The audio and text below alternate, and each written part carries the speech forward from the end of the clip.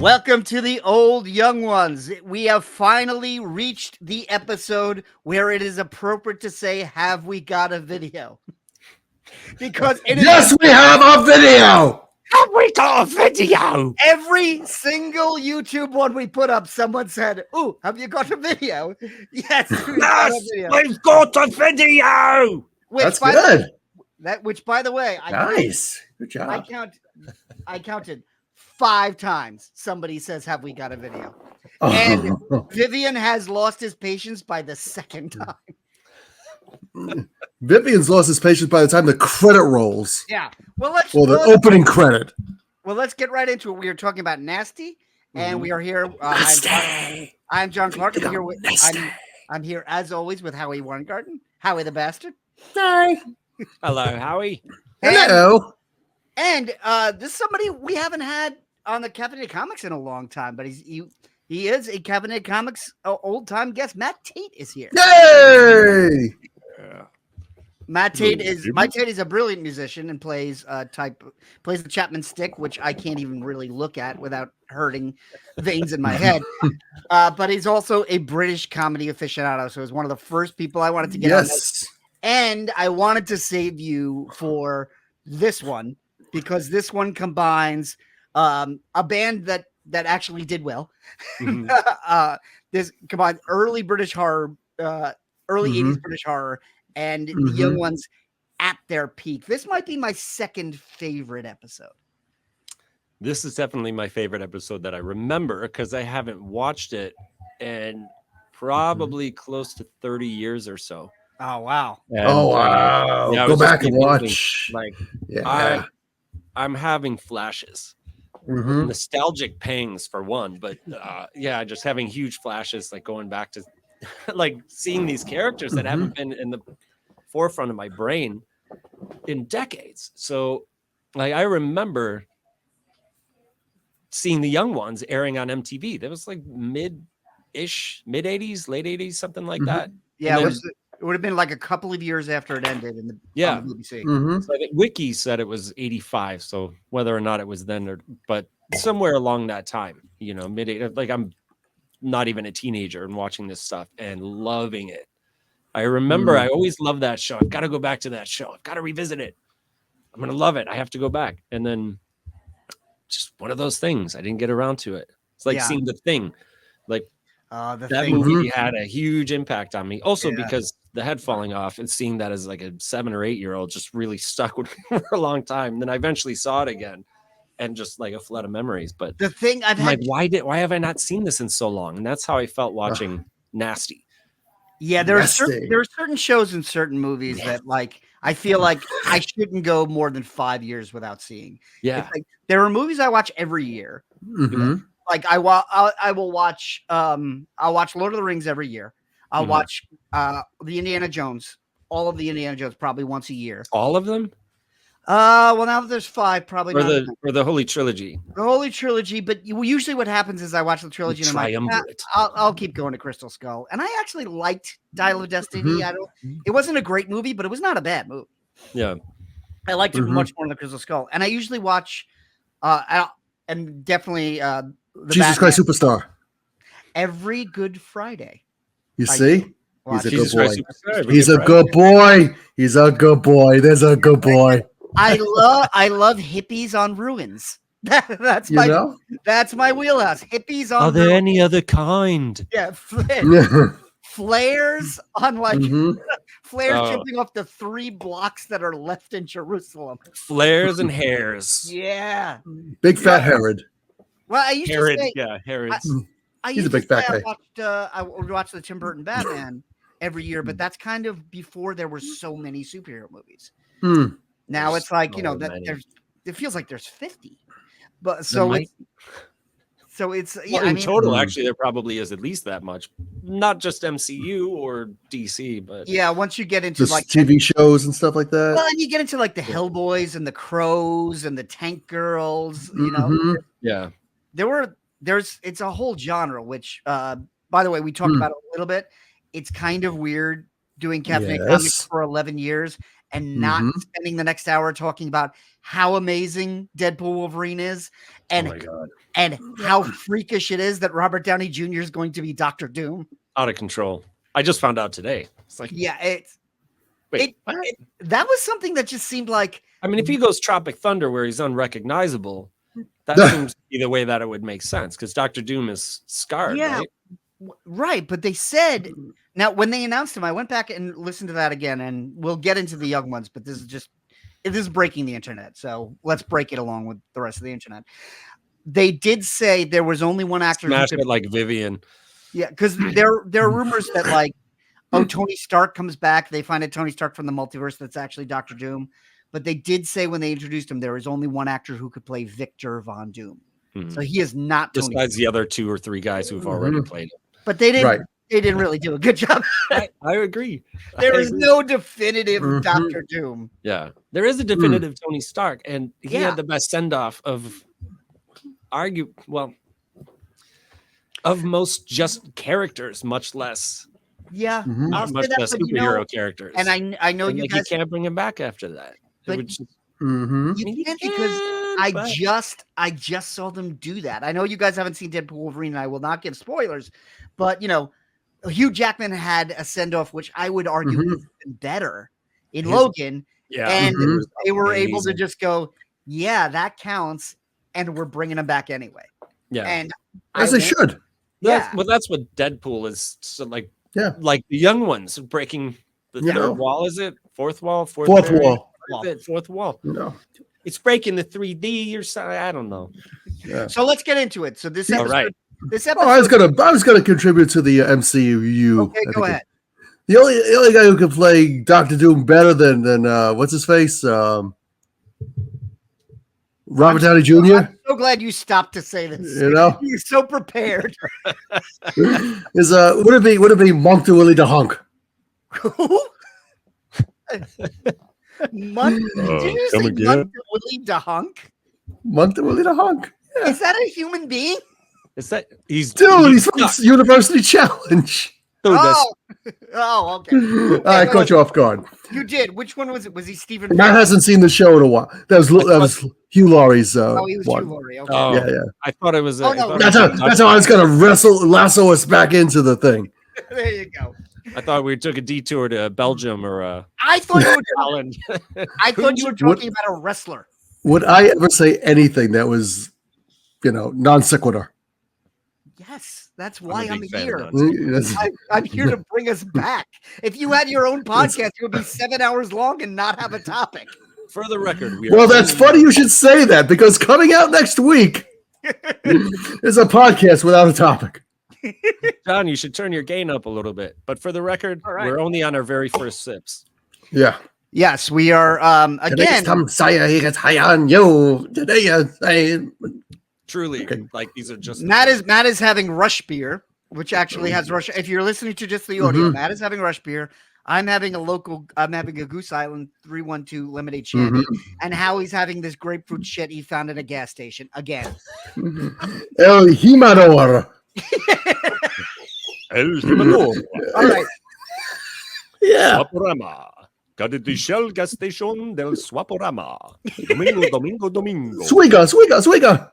Matt, you sound exactly like the Spanish teacher in Beavis and Butthead. You're the most interesting man who ever lived. He's like one. That's also the AM radio Swaporama guy from the I-294 Swaporama, where the actual Swaporama. This is 90s. They used to have Wonderama on TV. Oh yeah, Bert Beautiful. Who? Yeah, that was a local New York. Oh yeah, I was the host. He was Bert Beautiful. Oh, Bert Beautiful. And it was such an SCTV thing because it was like the local night anchor hosting the kids show. It was like how like Count Floyd. I didn't realize this. Uncle Floyd. Well, Uncle Floyd's a whole different thing. But remember, who's Count Floyd? Remember Joe Flaherty would do. Oh my God, would do Count Floyd, and he was dressed as Dracula. Oh, yeah. Okay. He'd show these 3D movies that were not scary, but it was like John Candy just sticking things in the camera. But I didn't realize for a long time. I realized that he was playing the same character when they would do the nightly news. So he had to have two jobs at SCTV. And one was Okay, we are 10 minutes in. Oh my And The god. people who want to hear about the young ones are like, what the fuck are they talking about? I'm gonna have to Non-sequiturs. chapterize this thing. Nah, just keep going. Right, so let's get Well, into you it. only need 2 chapters. We got the first chapter, which is this bullshit, Mhm. and then chapter 2, which is the entire rest of. Well, Chapter 4, A New Hope. None of us knows how many times we will get sidetracked. Okay. True story. How many drinks are we going to have? Well, I'm recording, so we can't get up. We're having one. Yeah. Unless you guys stash something under the desk, which, No. growing up, I knew a lot of guys who would. But 2 fists in it. Let's get. All right, here we go. Young ones. we're getting into it. First of all, I didn't realize this till much, much later. But nasty, I thought was just saying like, oh, this one's kind of dark, this one's kind of mean. I didn't realize I saw a documentary probably 20 years later about the controversy of the video nasties in the UK in the early 80s. And what it was when VHS was starting to gain momentum, there was a watchdog group in the UK that took 50 movies and labeled them video nasties and tried to have them banned from anyone seeing them. Boo. And they were mostly horror movies, and Boo. 99 like the VMRC as opposed to the PMRC. pretty much, yeah. Mhm. So 99% of them were crap that no one's ever watched, but the original Evil Dead was on that list. No. Yeah. And actually, that's the last time I saw Matt Tate was we watched Evil Dead 2 together Yes. in a theater where we watched Bruce Campbell get decidedly game drunk show. as the night went on. As you should. Every time he came back on stage, he was a little drunker. Yeah. Good.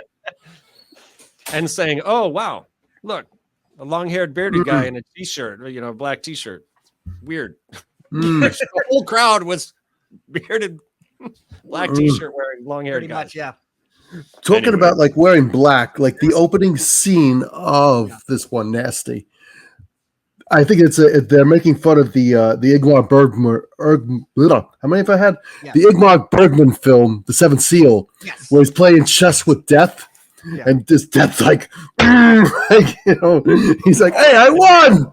It's so weirdly, it's so oddly paced. It's almost like Italian because he goes, "I won," and then he takes a beat and looks at the camera and goes, "And why not?" It's like, wait, well, why would he really? And then Jeff like sits there for like a minute and he goes, "Checkmate." It's like, guys, this was a 10-second joke. And then he says, "Bollocks to this," and sides Bollocks to this. Death Champ in half. Bollocks to this. And then from there we Amazing. go to I think this is Oh, one of the very talking about the opening credit. Oh yeah. Go ahead. Oh my God, the opening credits. We go into the opening credits, and this is one of the only times they change the opening titles. Yeah. I love the opening titles. Oh my God. For me, it's like one of those cheesy Vincent Price movies. English Hammer horror. Hammer horror. Yeah, it's It like was a little like bit of Sven Hammer, a Gulli. little bit of Roger Corman. Yeah, Yes, exactly. It was totally. Hammer horror, Roger Corman, and basically everything I grew up watching Sven Gulli, which a lot of people listening to this might be familiar with. A Chicago institution. Well, now since he's a national at least institution because 1979. he's on, Yeah. he's on Me TV. Yeah. Yeah. Oh, he's the best. You know? We have tried many, many times to get Sven Gulli on. Oh, Rich Coase. Yeah. Oh, I love the fact that they do the all their little things with Rick Mail. Not very nice at all. Yeah. Just like everyone's Rhyming got their own. names a little bit. Yeah. Well, Neil's was worse than those little blue Blue crunchy. crunchy things. Yeah. I don't know With the what tongue that is. sticking. I don't know. Yeah. You know. But I also noticed this is the first time Lucky that Charms. this episode is the first time that Rick's not first. Is it? Adrian Edmondson comes up before Rick Mail does. But in the first season, Edmondson was first. Does he? Is he? Yeah. Yeah, he was with the Mayo was always second with the sociology department. Oh, then maybe I'm wrong. But I always think of Rick being the center of the show. You may be wrong. You may be right. It might be. Yeah, but and then they show Alexi Sale and it says kind of like a horror movie. Oh, So I they're love almost like they're almost not putting too much pressure on them. No, not too much. So we start in the cemetery, which has got some really great jokes. One of the things I love that's really subtle that they don't call attention to is when they're carrying the coffin. Since Chris Ryan is so short, he's just kind of holding his hand in the air. Yeah, he's not even Yep. touching it. He's not touching it at all. Because isn't He's he like leaning into it. isn't like the guy next, like opposite of him, like Nigel Planer? And Yeah. it's just the tallest guy of them all. Yeah. Yeah. And then the two guys in back. Yeah. Yeah. Sometimes I So- forget if it's Planer or Planner. I say planer because planner should have two ends, like a trapper Right. keeper. It's British, so they can do what they want. You know, right? It's British. They do what they want. Hey, you know what? I Yeah, think and we got a like from him on one of our posts on I think we X, did. What? And I You think know? we got a like from Adrian Edmondson as well. on Facebook. Yeah. Yeah. Yeah. So we're doing something. Outstanding. You know, Uh, we've got one follower. If any of them are one. watching, you are welcome to come on. Oh, hell yeah. It's StreamYard. Everyone's home. It's I'm not easy. a part of the regular show, but I'd like to submit a request for members of the young ones to do come and visit. It'll be a great time. That was it. Sorry. That was good. And I think I like That was my Nigel Planer a little that's bit. a good demographic targeting for them. That's what I think. So I do. It's weird because they're carrying this coffin, and they're like talking. They're like giving a memorial for the deceased, but we find out much later, spoilers, that they've actually just trapped a vampire in there. So I don't know why. I think it's just a misdirect. But the one thing I love is Neil, where it's like, it could be worse, man. You could be me and have a really bad time all the time. I love the lady who comes over. So she's like, "Do you dig graves?" He's like, "Yeah, they're all right." That's a great they're joke. all right. That's a Oh, great that's a joke. Great joke. That is fan-fucking-tastic. And then I think in probably the greatest display of showing that this is the Python? next generation. Yes. Yeah. It's getting more Python-esque as it goes on, but Terry Jones shows up. And Terry Mhm. Jones so understands the tone of what he's doing. Yes. He's got the booze there. He looks like he's out of Life of Brian. You know. Yeah. Brian's Well, never. You know. Yeah, we're only a few years. Ashes to ashes, dust to dust, and then Rick Mail does his little thing. Rick Is- does David Bowie. He turns it. Oh, I love that. Oh, I didn't even know that. I love that. Yeah. That's right. I didn't realize that. Oh my god. Terry Jones is only about a Yes. year. It is only about a year after Meaning of Life. So this Yeah. is like Mhm. just post Python. Yep. And- That was 81. Yes, and everybody talks about the Stiffy joke. That just goes around. Has he told this Mhm. joke yet? Yeah. Yeah. Yeah, like they throw Rick in the grave, and Neil goes, "Oh, but he's not dead. He's not. We better kill him." You're right. We better not bury him alive. Let's kill him first. And then the shovel comes down Mm-hmm. Yeah, Oh, and the scene. and then these two grave diggers show up just for the exposition. They come up to complain Mhm. about that other people are digging, and I love Rick's head comes up like Oscar the Grouch, and he's like, "Do you Basically- mind? We're trying to have a funeral." But then they're just like, "Why?" I don't know why, but they're like, hmm "What are you guys doing?" for a framing sequence, and then they're like, "Well, I remember it like it was yesterday," and they all wiggle. Well, you know the what's wiggle funny? was the best. Oh, the Wiggles. Killed me, What was funny is that, like, actually. I remember in it was the Blackadder Christmas special. I think Robbie Coltrane does a kind of like a wiggle, or there's like a little wiggle that they Another do hand, he goes, "Woo!" to transition between it. It's just because you can Which, see by the really way, the is another thing I watch every Yes. year. Every Christmas I watch that Blackadder Christmas special. There was no Young Ones Christmas special. I can see why. Travesty. I I can see, any more yeah, Young Ones would have been welcome. it would have been, but I don't know about a Christmas special with them.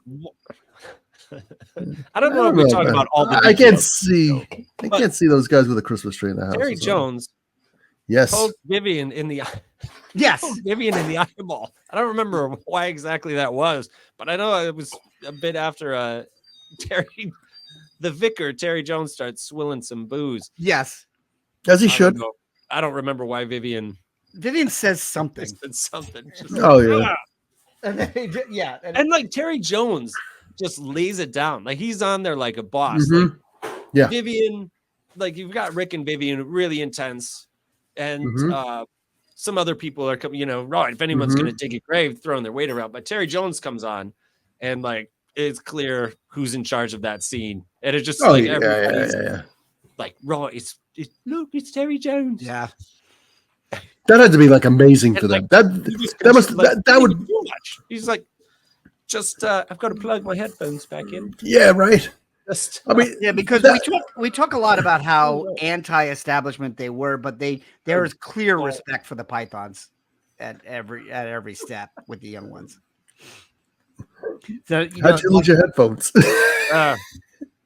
unplugged?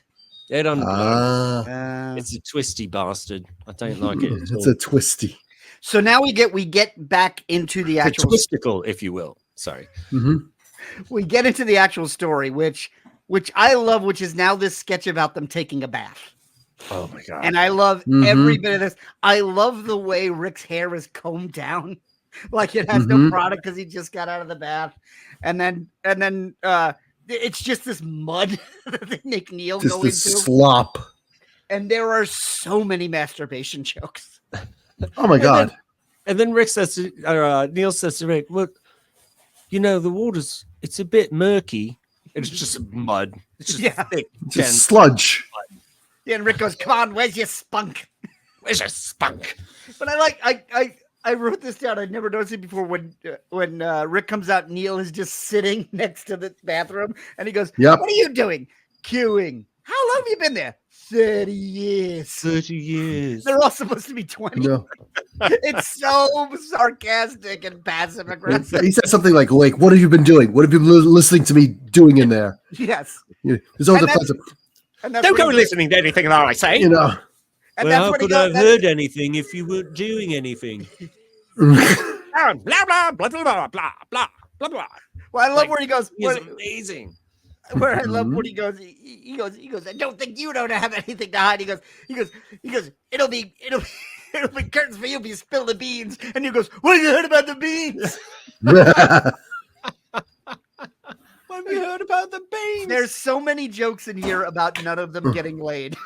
Oh my god. Really? It's gonna get it It's Yeah. amazing. So Neil's in the bathtub. Now we get to the actual plot, which is we cut to Mike and Vivian working with the VCR, which is just on the floor.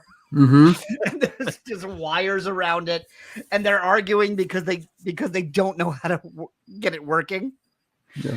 And then Vivian says something. It's like, "Well, maybe the problem is all the washing up liquid I put in there." Oh, there was the other guy. What was his name again? Mike. Mike. I'm coming back into this after like 30 years of not seeing the young ones. So That's okay. This is, I was saying earlier off camera, like this is seeing this episode was a colossal nostalgia fest. Like I remember watching it when it was on in the mid 80s on MTV. And I think it aired later. Rick or John, whatever your name, Viv, who? You said it was on Comedy Central in the 90s, right? It was. That's where we discovered it. I remember When watching it around then, but I Yeah. couldn't remember on what. Well, where I grew up in the 80s, because I lived on the beach, they physically couldn't run cable through the beach until about 1990. So I missed anything that was happening on cable in the 80s. Like HBO. Well, at least you were at the beach. Sometimes. Very pale. And things haven't changed. Yeah, no. What am I gonna get darker as I get older? No.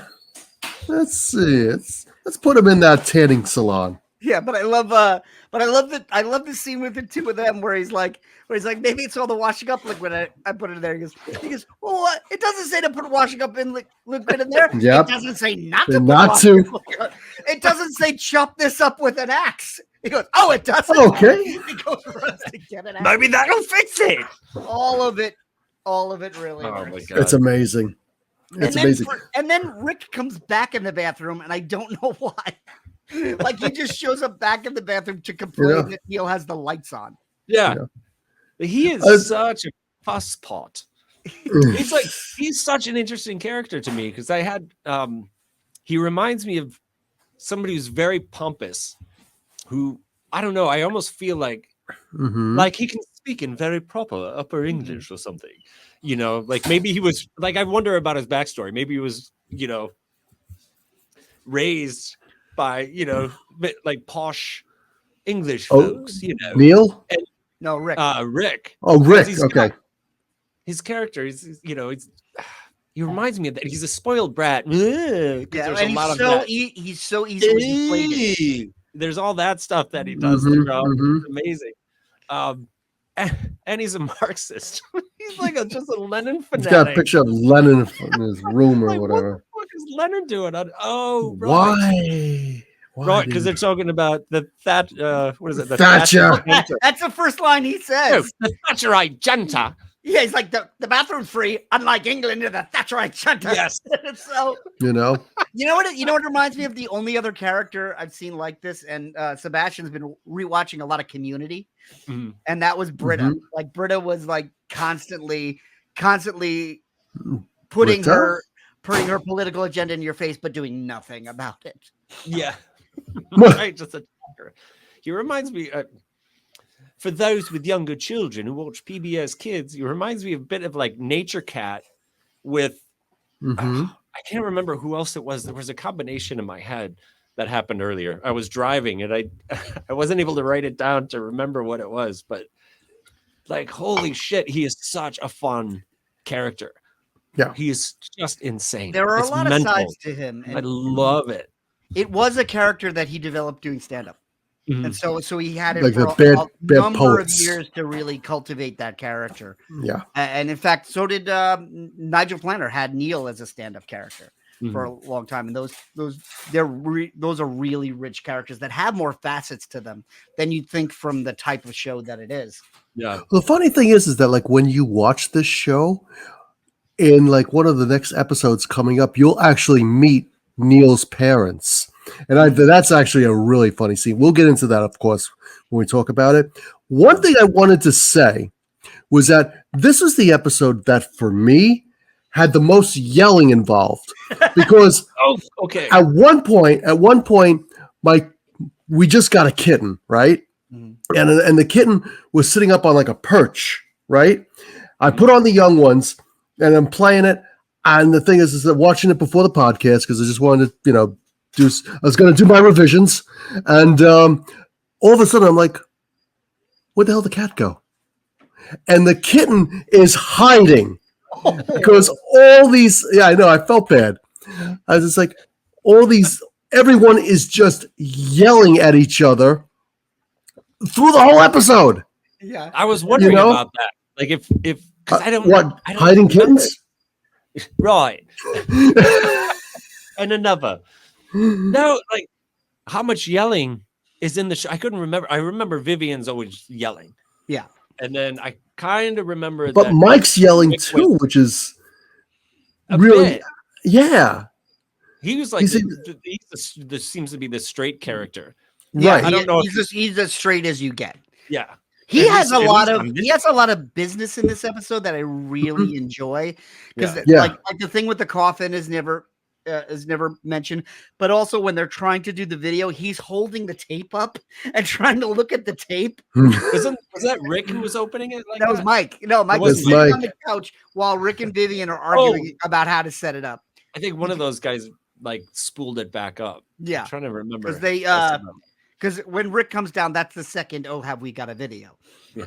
Have we got a video? SPG was first. SPG was first. Rick is second. Oh, then Rick. But I do want to mention that this is after the buzzsaw comes through Rick's bed.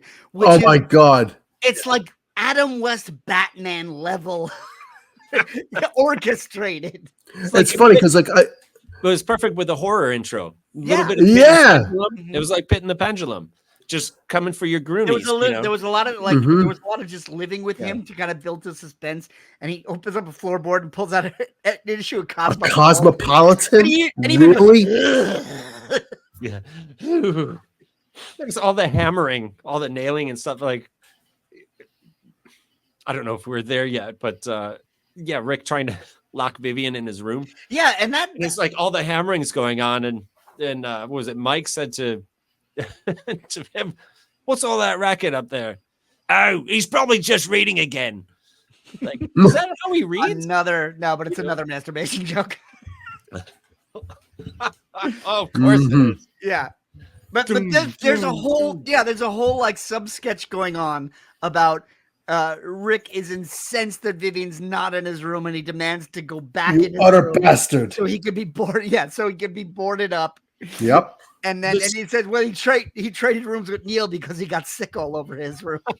He got sick all over his bed. Yeah, because Neil's an eternal victim, and that's when he says, "It's a video nasty," and he goes, "It's a carpet farty," and I never got that joke. Like I said, until I found out that there was this whole video nasty, movement in the early '80s. Like they were trying to shut down video stores that were renting these. I just figured it was like a porn or something. Like that's what I thought. Well, no, but they were mostly horror movies. They were just explicit movies. And then I thought that with that joke that it's a video nasty. Like it's a video, comma, nasty, as in nasty is like he's calling Rick nasty. And then Rick is like, it's a video fart. Or what did he say? Yeah, it's a video. It's a carpet party. And that's the joke. Party. Like, that's the joke because video nasty is a term that they would have known, but Rick doesn't know it because once again he's it was not clear that he didn't know it. Yeah. No. And then from here we get a cutaway. We get one of our cutaways to sketches that have nothing to do with anything, and it opens very Evil Dead. And I'm like, okay, this is right in tone because it's like it's point of view going through the trees. But then it just becomes a sketch about spies, which I thought was weird. And it's Mark Arden. It's Mark Arden and Stephen Frost, who it seems at this point are given a sketch every episode. In the last sketch, they were two beheaded ghosts.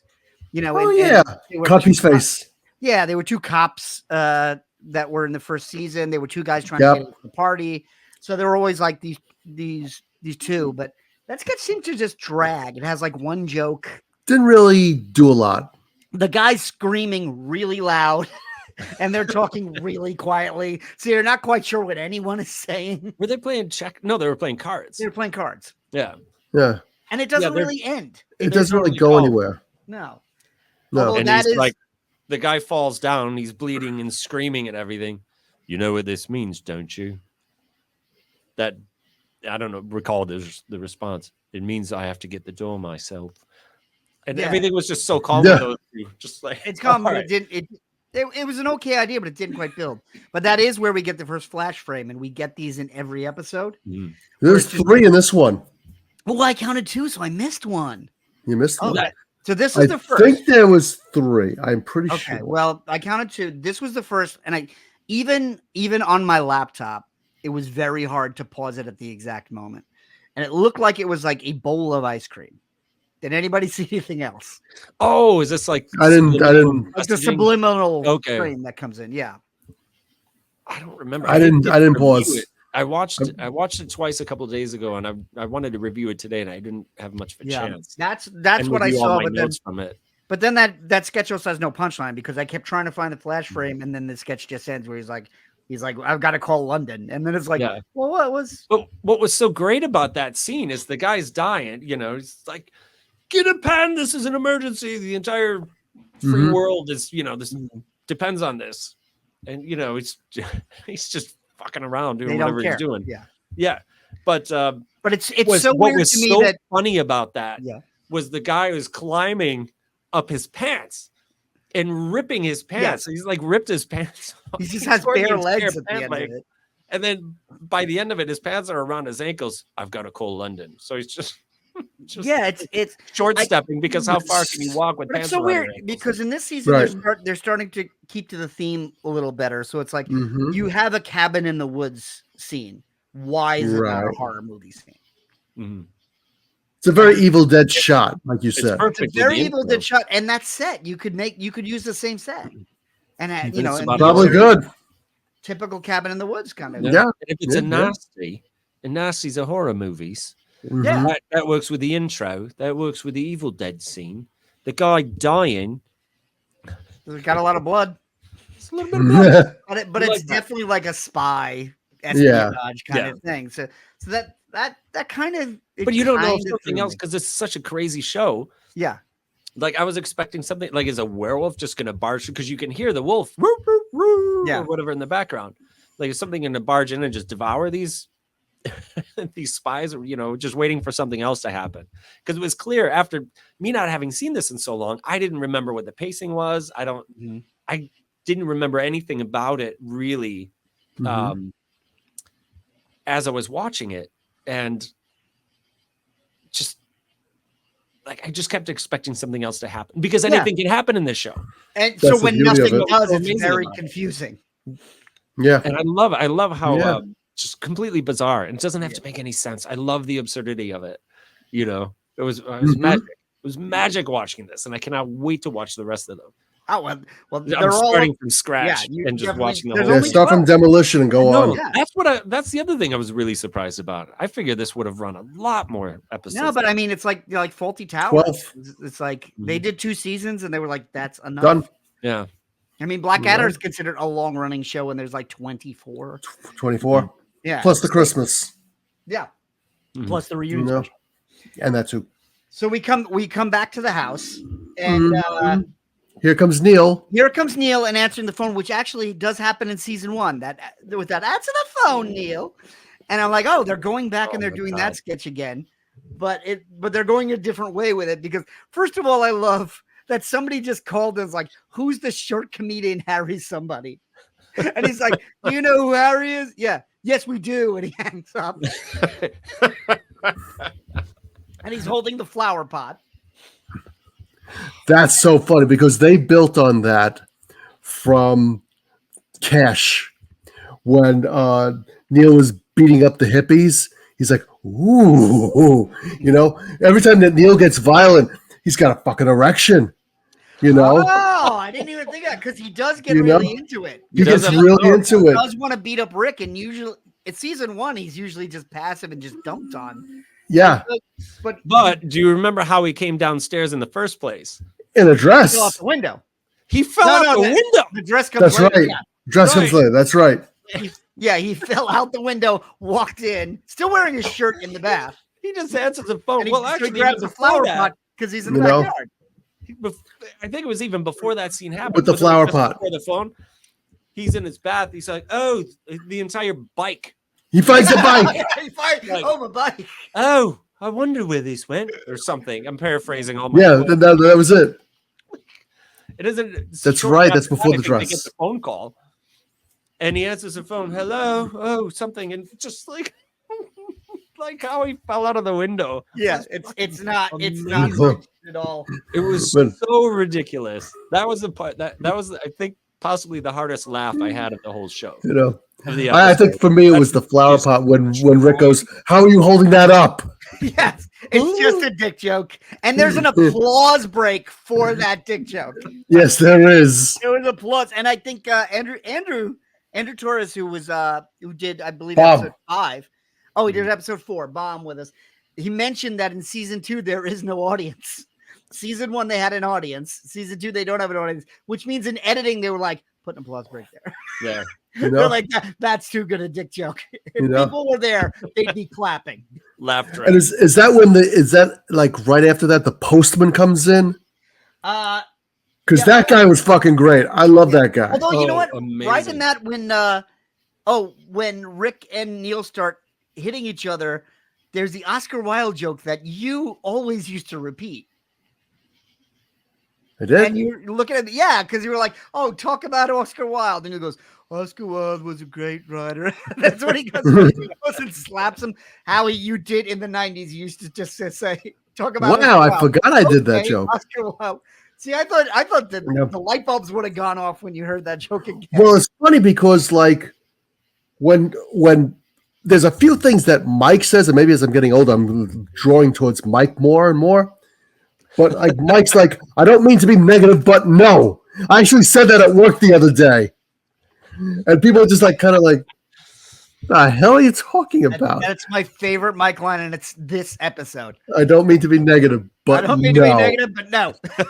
So You He's know? got such a great voice. See, You like, know? I It love actually- how he speaks. it actually comes You know? right after the scene because this is where, Matt, as you were saying, anything can happen.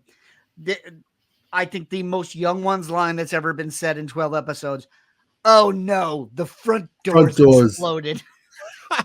You know? That explosion was absolutely phenomenal. Yeah. You see, like, there are actual visceral reactions that, especially Rick, because I think Rick was closest to the door. Like, He's like, that was, I would bet all of my money, not that there's much of it, but I would bet all of it that they had no idea how big that explosion was going to be. It reminds me of, remember The Kids Are All Right, the Who documentary, where it opens with them on the Smothers Brothers. And then Pete goes down.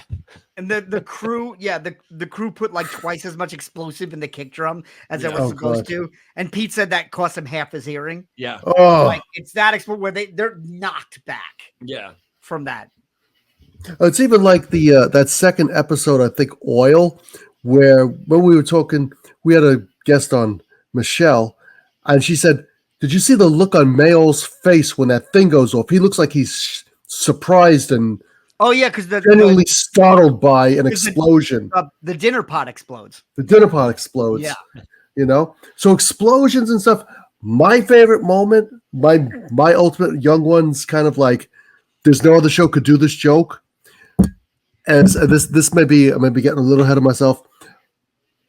Neil says to the guys, "Oh, the thing's not plugged in." So instead of just like trying to move the TV, Vivian marches outside and pushes the house. I love that. I love that. Because there's no other show that would do that. I do love that. But before we get to that bit, yes, we're gonna. I jumped ahead. This is where we get the overacting mailman, which I love because I hate him so much. Oh, I loved him. Oh my god. But he's like, cough, cough, splutter. Stone the crows, the missus will never believe. It's like he's like a cross between a Martin Short character and a villain in the classic Doctor Who. Yeah. And I really feel like this is them taking aim at the establishment again. This is them saying like, fuck these Shakespearean guys who think they're so great because he's got a walk-on role. And he makes a meal of it. And when he leaves the stage, he just keeps talking. He puts on his jacket then. Yeah. He's telling a story about Laurence Olivier that is not a story at all. And even before that happened, he went on for this, for what, a minute or two? Yeah. And then and Mayo's going like this. The audience, and he goes to walk away, and he turns around a little bit, and then the applause starts, and then he turns around again. And he takes a bow. Yeah. And his role is to hand them the telegram, but he doesn't. He waves it in the air and drops it on the stage. It's just this hammy, hammy Shakespearean, like I hate to say it because I can only think of good actors in that realm, but I'm thinking like they're making Daniel Day-Lewis. No, but earlier. Just kidding. I'm just kidding. No, but like the Ian McKellens of the world. And, All right. The Peter O'Toole's. Patrick you Stewart. Said Peter O'Toole. Yeah, I said a dick joke twice. That's a double phallic name. But I think John Cleese said that. But I feel like as an OH tool, Peter O'Toole. O'Toole. But yes, you know what's funny? Yeah. Just quickly, what's funny is that like the postman, everybody in this episode breaks the fourth wall. Everybody. It's not only Alexi Sale and Mike. Everybody does, which is, makes the show just unique. Yeah, you're right. Everybody gets a moment. And for some reason that one of the lines that has always stuck with me is Rick going, a package from the Transvaal. How strange. And the mailman just keeps yelling and goes, a package from the Transvaal. How strange. and then Vivian goes to the front door and screams, shut up. And the actor goes, he does one advert and he thinks he's Dustin Hoffman. It's absolutely, the show is anarchy. They're just yelling at each other at this point. Well, everyone's yelling. And this was one of the things I was wondering too, is if there was this much screaming in all the other episodes. Yeah, there's a lot. Magic. Well, we always not as much as this one. I think this was intense. There was a lot. This one was a lot of yelling. I loved every. There's more yelling in this one, than Bambi. There's a lot touch of more Cash. This one, I mean, there's Vivian's in it. There just has to be a lot of. Oh, with Vivian, yeah. With Vivian and Rick. Rick is so uptight. everything's going to be really intense. And, he's shouting at everybody, raising his voice. And it's magic. Yeah, it's great. Well, I when we started the show, I always said this was the world's first punk sitcom because it goes real fast, it's real loud, it hits really hard, and it's gone. Yeah, and it's about hating everything. Yeah, yeah. And Vivian's. Well, first of all, that's the best spelling of Vivian anybody has ever heard of. Yeah. Oh my God, yeah. But he looks extremely punk rock, and his on the back, and I think it was written in markers, very metal. Yes, very metal. He's like half a punk and half a metalhead. Yeah, there's like both in there. Basically, a Motorhead fan. Yeah.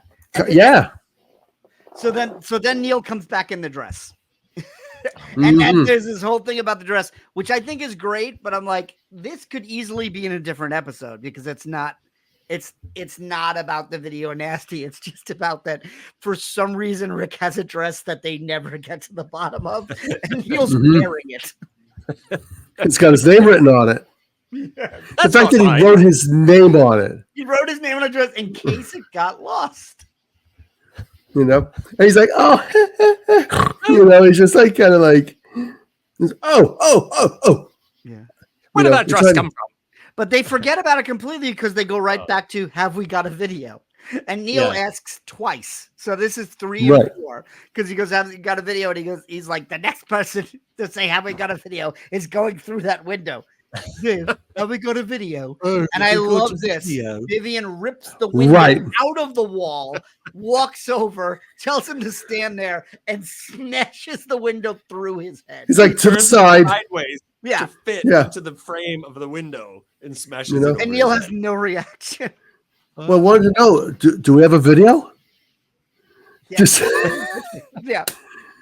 And he's rolling his eyes at this point. He's like, yes, we've got the video. We've got the video. By the time Rick asked the second time, he's had it. Yeah. And then we have another cutaway, which is just like, there is the flimsiest segue ever where there's like a poster on the wall. And then it goes into this complete Blackadder sketch. And it is that early Victorian breakfast photographs? Yeah. The interjection. Early Victorian breakfast photographs. But there's like a bottle of bleach in it with a label on it. My God. Bottle. But and this sketch is really good, but all it makes me think of is that, okay, when they are finished with this, then Elton will leave this and go to Blackadder. Right. And Blackadder will become more like this. Like Blackadder 2 comes right after this. And it's like, it's almost like Ben Elton took 3 minutes to audition for Blackadder because it's all very Blackaddery jokes. Mm-hmm. And that's it seemed like a hangman scene or like an executioner's scene. They're trying to enlist in the Navy or something like that. No, they're getting shipped to Australia. To Australia. They're all convicts. Yeah, that's it. I don't know why I'm getting shipped off. Well, because you killed 4 people, something like that. Yeah, and that is the guy. The guy who talks in the beginning is the bald guy that says, "Don't drive your car on the pavement." Don't drive your car on the pavement. He comes back. So happy to see him. And then the naval officer is from Red Dwarf. Okay. Oh, I didn't recognize him. Yeah, which was a show I never got that into, but it's like I didn't recognize him. They announced they're coming back now. Like that's how long Red Dwarf has run. Pluto TV shows it all the time. Yeah, they've got like a BBC British comedy channel. There are Pluto people TV. that love it. There's like they think like that is the ultimate sci-fi comedy. 24/7 Godzilla. I remember Comedy Central used to run it when they used to run the young ones, and I just never clicked into it. But I can appreciate that it's this long running thing. And here's a guy that went on, and then there's a very Python-esque joke about we would like you to be our concubine. What's that? What's a small little mammal? It's so Python. She goes, that's a hedgehog. Then we'd like you to be our hedgehog. I got a question. Yeah. And this is related to your title today, Pain Away. Yes. Where does that fit in this episode? Because we are coming up to it. Oh, okay. I thought it was previous to that because that was Dawn French. French. French. Love Dawn French. And oh my God. And I love that she shows up as the Easter Bunny in season 1, and she shows up as an alt-right Christian in another episode. who gets crushed. Yes. Who gets crushed? Interesting. Yes, she gets crushed by a sandwich dropped from the 4 Horsemen of the Apocalypse. That is great. Actually, I think the Easter Bunny one's coming up. Is it? Oh, we haven't. I think so. Yes. But she has been. But she's amazing. Her and Saunders. Oh my God. So it comes now. It's Vivian shoves the house as we discussed, and then they finally get it on. And I wrote this down. It's real quick, but again with the Video Nasty theme, a lot of these were pirated videos. And I used to work with a guy who used to pirate anime videos to the point where they named our store on anime videos, "Do not rent from here." That's funny. So that was a big thing with videos. Amazing. They would dupe tapes and keep renting them, and they would never purchase the tape, so the studio wouldn't make any money. But this is full of misspellings, and that's half the joke, but I wrote it out. When the screen comes on for a second, right before Paint Away, it says, "This is a official video. It's not a bloody pirate, no matter what anyone says, so don't say anyone it is, and nothing will occur okay." That was one of my favorite scenes. And it was just what was written on the TV. But that happened. That scene came on when Neil was being electrocuted. Yes. And they were stay right there. Don't move. He's being electrocuted, and that scene comes up. And you know what that reminded me of reading that is, did you guys ever get into Little Britain? I've seen a bit of it. And I know, no, I don't know. Just need the first 3 seasons. First 2 are absolutely incredible. I also know that the guys that started Little Britain became very big parts of Doctor Who afterwards. So I mostly know them from that. Yep. What was Little Britain? Oh, it was a comedy sketch show with David Walliams, and I can just think of his character's names. Matt. Is it Matt Lucas? Matt Lucas. Who also co-hosted. Besides being a character on Doctor Who, he did a season of Doctor Who, and he did it. And ironically, as I said, Great British Bake Off, he was a host for. He's on Great British Bake Off now with Noel Fielding, who is part of the Mighty Boosh. Yeah. There's a new host now who's fantastic too. And it was Mark Gatiss was part of that, because Mark Gatiss went on to create Sherlock with Stephen Moffat. And that's where Benedict Cumberbatch became a star. The greatest voice. And that's another show in the world. It's another show where the first 2 seasons are amazing, and the second 2 are like they're not awesome. But so anyways, Little Britain is a sketch show. They each have all of these characters from all places around Britain, and the host of the show, or the narrator, language is just escaping me right now. But anyways, it's Tom Baker from Doctor Who. So like. All of the changeovers every time there's something to say, and it's also pretty absurd and surreal, at times too. Not like this, but Britain. We invented the cat. We have an underground tunnel to Peru. It is what we are here for today. That reminds me of. And this is a pure recommendation. Yeah. But have you seen Kunk on Earth on Netflix? A little bit of it. It's incredible. It is so good. Really? Yeah. Okay. It's basically it's an historical show with a host. And, she is hilarious. But she doesn't know anything about history, and she doesn't respect anyone who does. Okay. So she's constantly telling you the wrong information and then insulting people at the end of it. Oh, God. Amazing. But anyway, so in Little Britain, one of the characters, Vicky Pollard, it's Matt Lucas, playing like a 15-year-old girl. Like kind of cockney, this and that and the other thing. And 7 and 8, everybody, just like. Yeah, and Matt Lucas, Howie, if you don't recognize him, he was in Bridesmaids. He was in, as I said, he's been a big part of Doctor Who and Great British Bake Off. But in the Tim Burton Alice in Wonderland, he was Tweedledee and Tweedledum because that's what he looks like. Yeah. I haven't seen Bridesmaids in a while. You have to see. You guys Bridesmaids. Remember, she had the 2 British roommates. It was Matt Lucas and Rebel Wilson. Mm-hmm. There's no recognition. You guys have to watch Little Britain. Gotta see it again. Yeah, I'll need to. And I'll check out Little Britain. So, what is written on that TV screen is exactly how Vicky Pollard talks at Okay. 90 million miles an hour. okay, You know, yeah. It's That's like- it great. was incredible. But that is the warning for, and I don't know if this is a movie because it's just a commercial.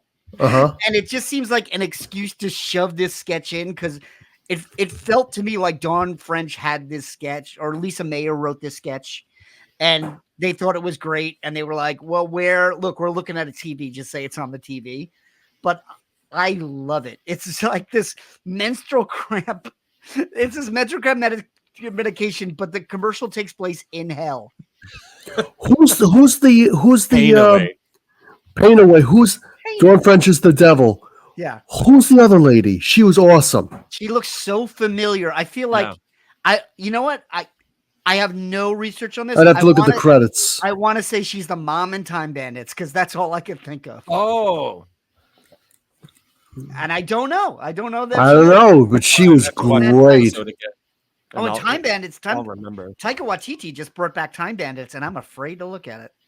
Yeah, well, non The sequitur. remake. Don't look at remakes. Non sequitur. Mhm. The original Time Bandits, like anybody who knows that movie is like, that's if you like that movie, you Time love Bandits, that movie, and it is very close to your heart. Yeah, Time So Bandits was hearing my that- introduction to British comedy. Like that was the first Probably time I mine saw too. John Cleese. That was the first time I saw Michael Palin. Yep. And I think that same year I'd seen John Cleese in The Great Muppet Caper, and I was like, "Oh, this guy." yes, yeah. Which- Oh. But like that, man, Sean Connery. That's where I discovered. So, I saw It's Time incredible. Bandits before I ever saw a James Bond movie. I think maybe I'd seen a Roger Moore, but I'd never seen a Sean Connery James Bond. yeah, And certainly, it was- Sean Connery. I've seen some Sean Connery films before Time Bandits, but and certainly we're like 10 years before he's Indiana Jones's father. Oh, God. initially hearing, Junior, we named the dog Stop Indiana. calling me Junior.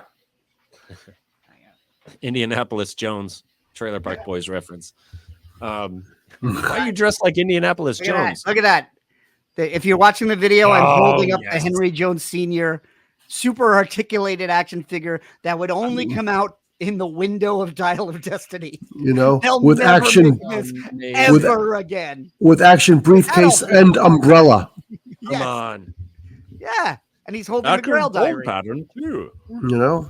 Oh, It's, yeah. No, I so, believe like- you can find these at Ollie's right now. They're on clearance. if you Oh. find them. ooh, I would You get know? that. Yeah. It's, But yeah, with Time Bandits, at Well, first I he- was upset, and then I realized, like, you know what? Don't bring expectation to it because it could only spoil things. If I have any Right. expectation or like thoughts that I demand quietly to myself, my inner monologue, that it's just like the other movie. Why are there no little people in it? This is that did bullshit. bother me that there's no little people in it because that Yeah. was kind of the point of the movie. But I But I- agree with you because part of me is saying, well, they made a television show out of what we do in the shadows, Mhm. and it was better than the movie. So Yes. this could. No, this it's not going to could be better that. than I the mean, Mhm. But my point is that no matter what, even if they have that, nothing could sully Mhm. my love of Time Bandits. Nothing. It didn't matter what they did. It's impossible. Not possible.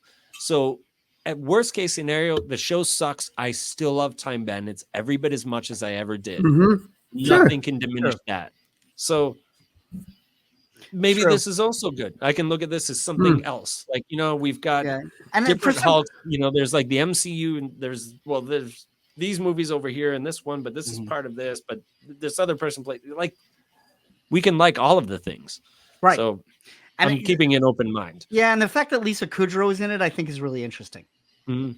Like, I Curious. think she's playing the Randall, and I'm like, all right, it's a different way to go. cute. All right, so the pain Right.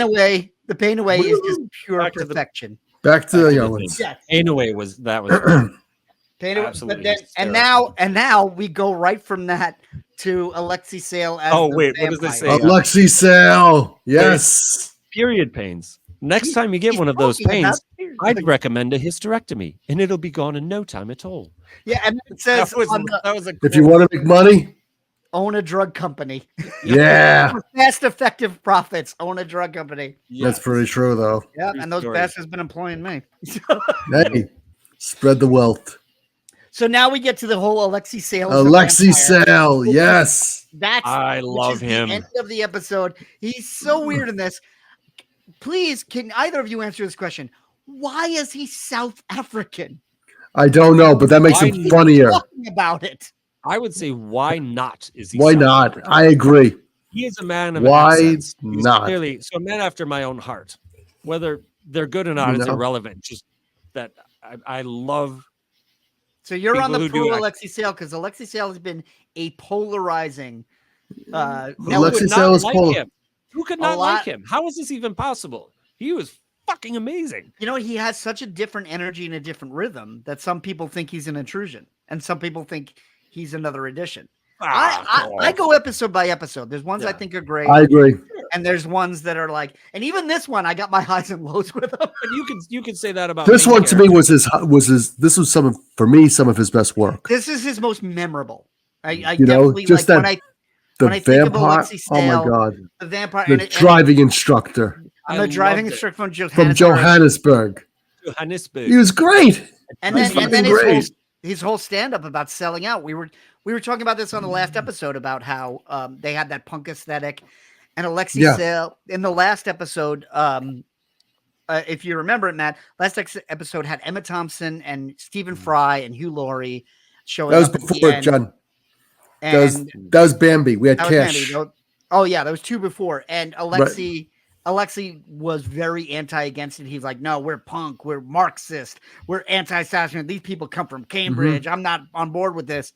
And I was like, well, and then time really told the truth, because after The Young Ones ends, everybody shows up in Blackadder. You know, Rick Mayall's in Blackadder and destroys. You know, Nigel Planner's in Blackadder, Adrian Edmondson's in Blackadder, Robbie Coltrane, who appears in both, you know, and the only one who doesn't show up in Blackadder is Alexi Sale. Interesting. And so his monologue in this, I think, says it all, because he goes into this monologue about like what it is to not sell out, and which was a huge thing back then. Like even in the 90s, people would complain about selling out. Like you could not do commercials. And bands. Well, just as you jumped the shark. Just as a musician in bands, like selling out or being accused of selling out, somebody talking shit about you selling out. That was like that was a serious offense. Like, those are fighting words. They were fighting. They were literally fighting. Gems are fighting roads. How dare you say that about 90s, especially if you were not into the pop or the like being a metalhead coming up in the 80s, and then being accused of Green you were Day, so against all Green Day said when they became popular, the entire San Francisco scene turned against them. The entire Bay Area. They were not welcome in any of the clubs they used to play in. None of their friends talked to them again because they were successful. Yeah, and he also sang with an English accent, which is right. For the first but album also anyway. it's like Dookie was not selling out. Dookie was just the next album they put on a major label. Dookie was a great album. I thought that was their first album. They had done like some indies, but that's their first one. But it's like, at the same time, in the early 90s, Metallica puts out the Black Album. People said they sold out because their songs weren't 8 minutes long anymore.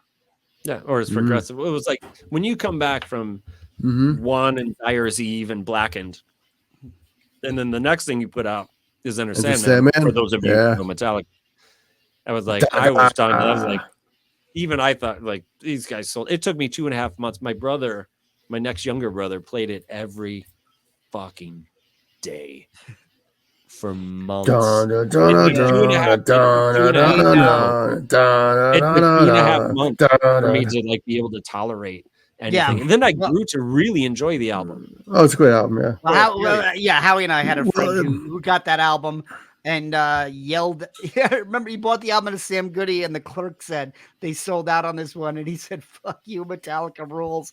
And then he just played it. And ultimately, that's the right. He made us all tapes, and then we had to play it to death. Well, the funny thing is that like I'll go back even to, because I'm older than you young folk, is that when When Iron Maiden released the album Somewhere in Time and they used synthesizers, everyone was like, oh, they've sold out, because they had the album Peace of Mind and Power Slave, and then they did Live After Death, and they were at their crescendo. And then all of a sudden, hair metal was getting more and more popular. It was like a little lighter sound. Mm. And so when they started using synthesizers, like somewhat in that Somewhere in Time album, especially, I forget the intro caught Somewhere in Time. Iron Maiden was my favorite band. That album changed. I heard Power Slave in 1984. Like, all right, I knew I was going to play music. Now I'm going to play guitar. Maiden, Adrian Smith and Dave Murray. That's my band. My God. Somewhere in Time was the first album that I came in on as like a fan. This was the first new album, and I was crazy about it. It's still one of my favorite albums. My high school yearbook quote is, "Don't waste the time always searching for those wasted years," which was kind of like, what do you mean by that, Hal? You're 18. What wasted 18. years? There was no, in that rebellious 18-year-old mindset, everything is like, I'm you've 18 got, and I don't know what I want. Yeah, there you go. Ooh, But- Alice.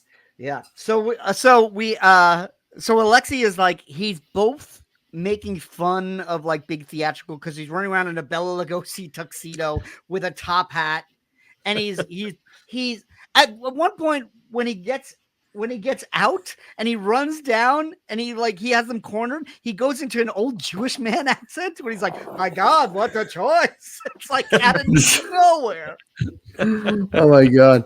I love it when I almost said Adrian Smith. Ade Edmondson starts asking him about, well, what do you do in a like a something junction, whatever. Yeah. And he's a box junction. He's just like, well, in a box junction, it's important for you to. And he's like, and if you rip their throats out, and I just love how fucking just like you're a vampire. I love the shot. I feel like it's the trailer shot for The Young Ones when they've got him trapped in the bathroom, and Rick goes, what if, first of all, I like this phrase. It's got to be a British phrase. What if one of us has to spend a penny? Which I don't. Oh God. Maybe they were pay toilets. I don't know, but I love it. And he goes, well, he's going to see us. And they're arguing. And then Mike looks in the camera and goes, this is actually very serious. And Neil and Rick stare at the camera. And then Vivian just swims by holding his nose. There's like the pig nose thing. Every commercial for The Young Ones should have ended with that.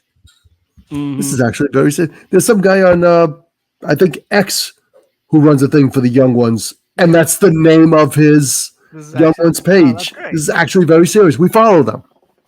Yeah, I was wondering too if there was a connection with just because a driver instructor from Johannesburg seems so random. I was wondering if there was any seeds from a previous episode, or if this was a seed for a later. There's no continuity between episodes, as you can see. Johannesburg, there's no continuity within an episode. Within an episode, much less carrying across.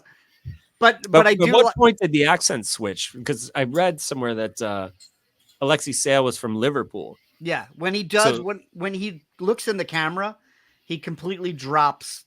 He drops character, and he's just doing a stand-up. And pretty much every episode has a scene where he looks in the camera and just starts doing like what's clearly stand-up. Like when he's like, "Oh, I live in a block flat, and people are making," and it's like it's not really tied to the story. It's almost like Seinfeld, but if they didn't, if Jerry just started doing his stand-up bits in the apartment, if they didn't cut to a club to have him do the bits, right, like if he just walked out and broke the fourth wall and did it. I'm just remembering my favorite scene of this episode, which is this. It's coming up. So it was the very last thing of the Alexi Sale bit. Do you remember what it was? Well, first they're all arguing about. Vivian says, which is not true at all, vampires only attack virgins, which is the last none of us get laid joke. Right. Even Mike's like, I'm concerned for Rick and Neil. Yeah, but I also love they all get the idea that they need to fuck each other, and they all abandon that idea. Now, about this time, I like to settle down and have I don't know if Matt is that what you were going for? Like when he goes, I like to have a pot noodle. Yes, it was Mm. the hot pot. That was it. It was. That is. Wrote it down. It's like And then he blows his nose like- in it. that is what destroyed me on this.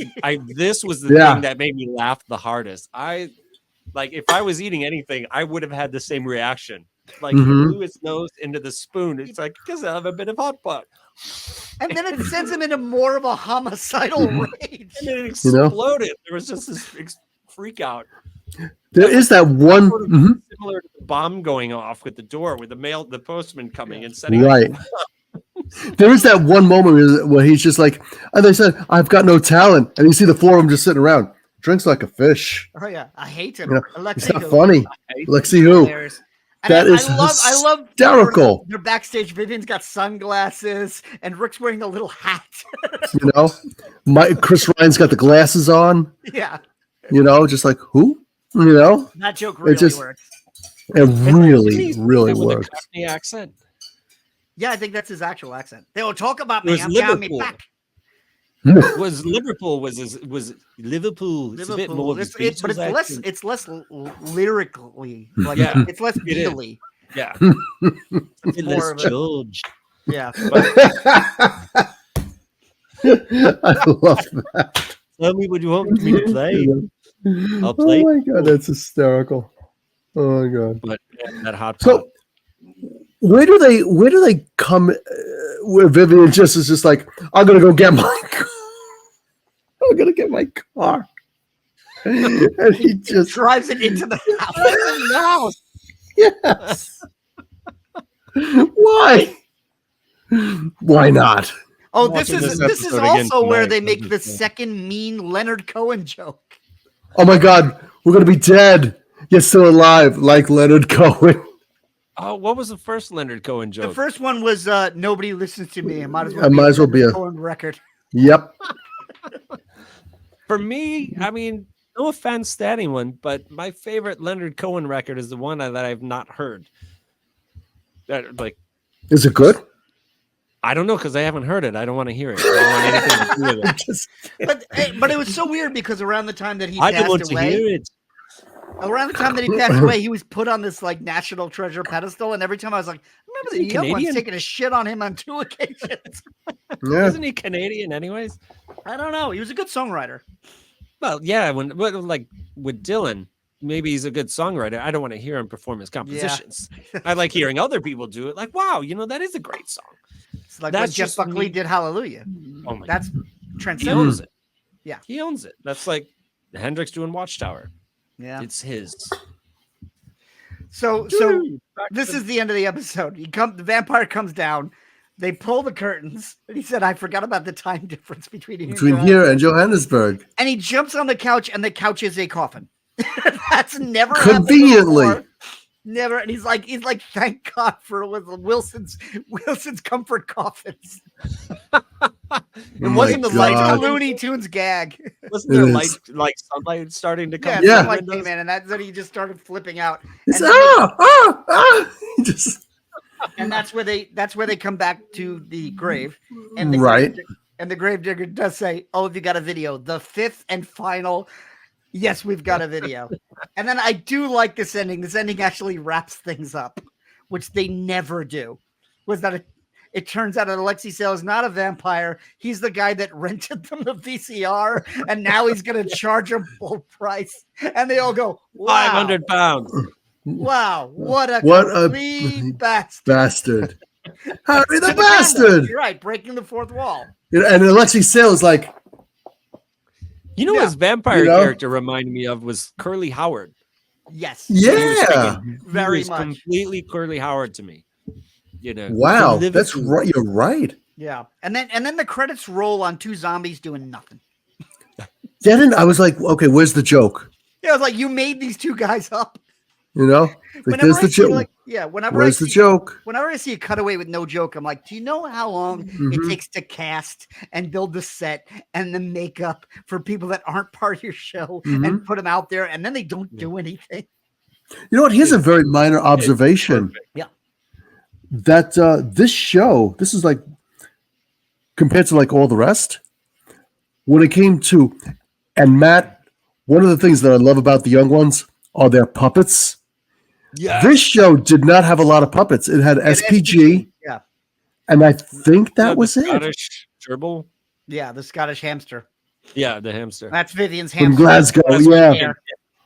Well, which reminds me of the carrot. Yeah. Could you be with a cripple? No, I don't think so. The one with the carrot puppet. But the joke where they're wasn't at the end where they're carrying the, or maybe that was at the beginning now. I can't remember. Damn it. What is Neil has a carrot. Neil, he's got the carrot. Vivian's calling him out on having the carrot or whatever. He's like, whatever. His hamster's going to be really pissed off about that. He's like, why? Like he would get him another carrot. I don't remember exactly what was said, but that Vivian's response was like, no, he wears it down his trousers to impress the ladies. Yes.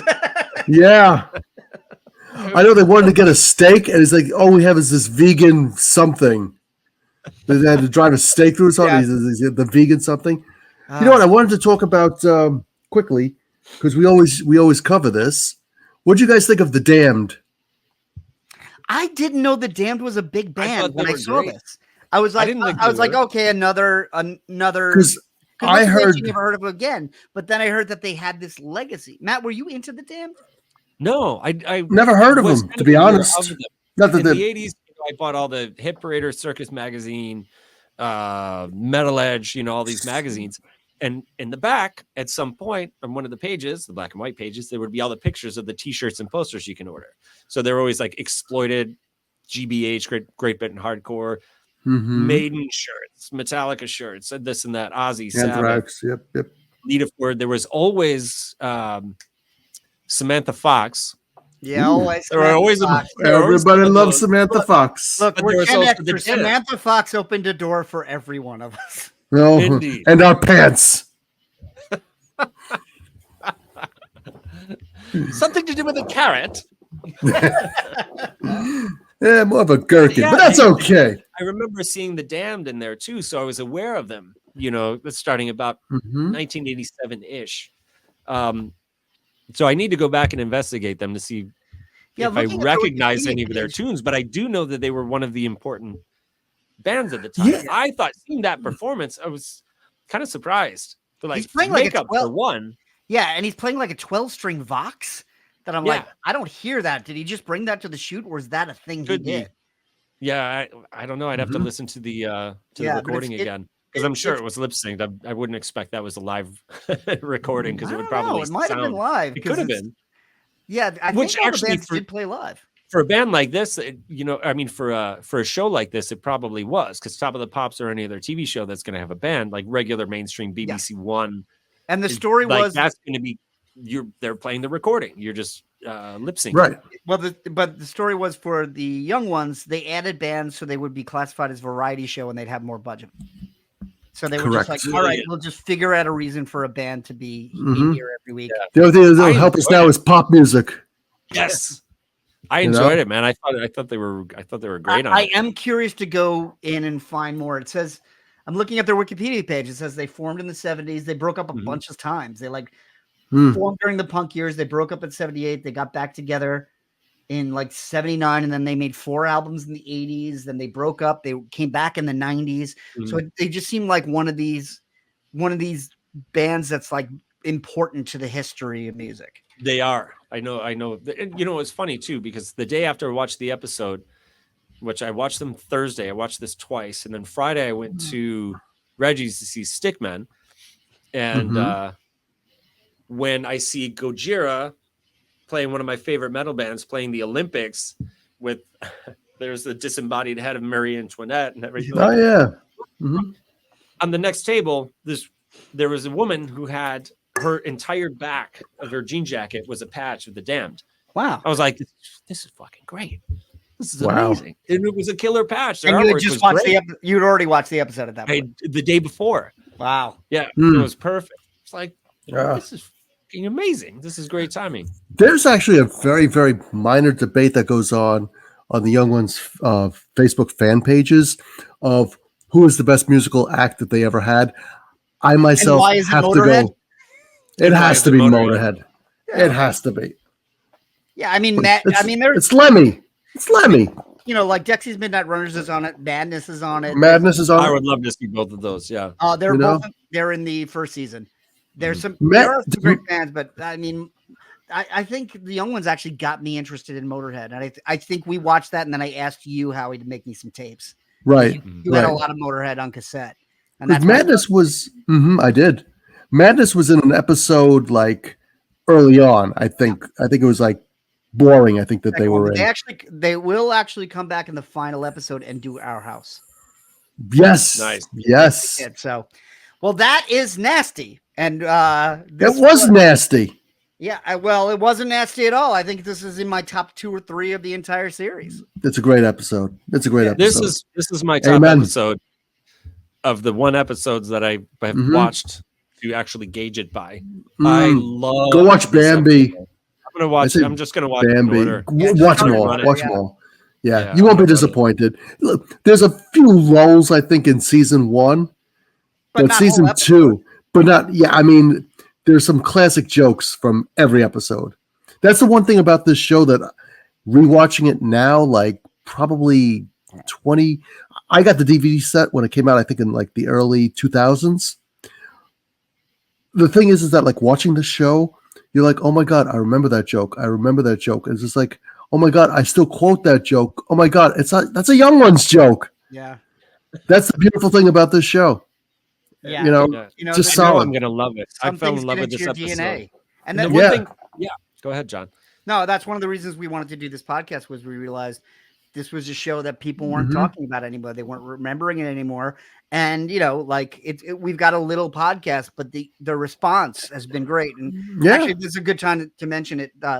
Every comment we've received on YouTube so far, and I'm not challenging anyone to do the opposite. You suck. Every comment has been so positive about this. There's Yeah. been so many people like, I haven't seen this show in years. This is one of my favorite shows. And really, and everyone has your story, Matt, and everyone who's been on this show. We've had maybe 1 or 2 people that have never seen it, but always meant to. But everyone else has been like, this was so important to me. And it's great to come back to it. And it's great to talk about it. So, I love it. Matt, thank you for coming on. Oh, my pleasure. You know what I really want to do? I want to sit in a room with it. I know we can't do that because Howie, you're in New York, right? Howie, yeah. I would love. I will be in Chicago soon. You know what I want to do? Will you? Yeah. Shall we have a redux? What I would love to do is sit in a room together, watch this episode, and record that. Oh, a live Just commentary. We could live. well do Just that. Watch that. We could laughs very and easily all. do that. Yeah. That's very doable. Well, very amazing. doable. This is the funny thing.